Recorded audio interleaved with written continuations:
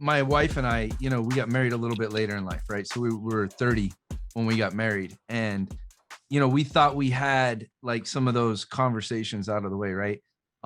And it's fascinating because it's a lot harder to get married at 20, in my opinion, right? Or younger, or even, around that age. Cause I have a nephew who's going to get married in 2 months and he's 20. And I think to make it through, to be married at that age and then with kids, right? It's fascinating because that's a very difficult thing because there's just so much unknown. Oh yeah. Yeah, for you guys, was money a constant topic, or is it just like in the beginning, was it just flat out survival? I mean, it was a constant topic because it was survival. So I tell everybody the way I was raised, like I said, blue collar, paycheck, paycheck. And so, I started working right at 16 and got my first like big boy job, I guess at like 18, working at a plywood mill, of course. Right. And, I thought I was this hot shot, right. Was making good money, went and bought a brand new car to impress this girl I've already been dating for 5 years. Right. Should have known better. And literally she's like, so we're getting married. You want to marry me in a few years and you just go buy a brand new car? Like, cool. That's not how I was raised. Like her dad drove the same vehicle for 20 years, right? Her mom, and so it was a very much a big struggle with us initially because I was used to kind of like, just blowing and going when we got married.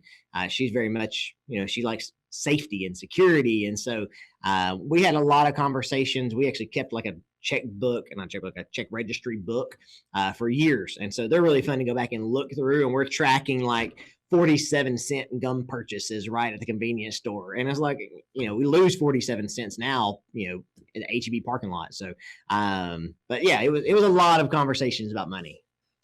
It's funny how the dynamic, goes, you go through these phases in life. Like I think of the Will Smith movie, Pursuit of Happyness, right?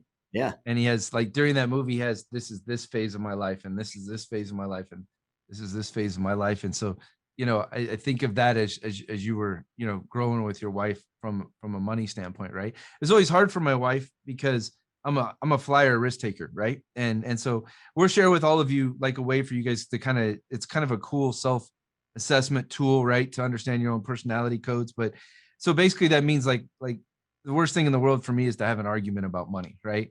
Like I love to take risk, right? It's the funnest, most like that's why I love business, right? Because for me, every next decision in business is the next adventure, right? And so my wife always thought she was what we call saver security seeker, right? Yeah. And I said, there's no way that you're both of them because there's no way you could be married to me if that was both your personality. She ended up being like a security seeker, risk taker, right? Wow. Yeah. Just because I told her, I was like, being married to me, it'd be really hard not to be a risk taker, and not go completely bananas. So what was your guys's when you guys? Yeah. So we do have pretty rough opposite dynamics. I am a spender risk taker, right? Business, and I'm always jumping from this business to, hey, there's an opportunity, let's jump on it, right? My wife is a saver security seeker. So it took us a lot of conversations to figure out what really works and how we approach money in those conversations. It took me a while to, instead of having every idea I have, right, as a business owner, you're always looking at opportunities and seeing things. And I'd come home like, hey, look, we're going to start this business or we're going to jump on this. And, a lot of it I hadn't really thought all the way through. And so it took a while for me to figure out, okay, I need to approach her at this time, like once I've thought it out, once I kind of have a game plan, right, or whatever. But yeah, we still have pretty routine conversations because our money dynamics are clashing. But we've worked it out pretty well so far. It must have been a lot of prayer for her during those. Lot of prayer.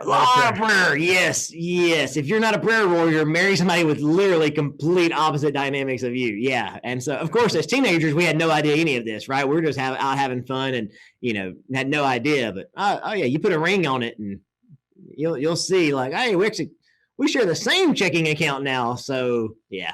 It's been an interesting ride, but fortunately, we're very big on being on the same team. We tell people once you're married, like we believe kind of in marriage for life kind of situations, and so you're on the same team. And so even if you don't like the third baseman, you're still killing them to stop the ball, right? And so, Mhm. and when it's time for the double play, you're hoping that they're going to catch it. You're not purposely trying to hurt them or make them lose, because if they lose, you lose.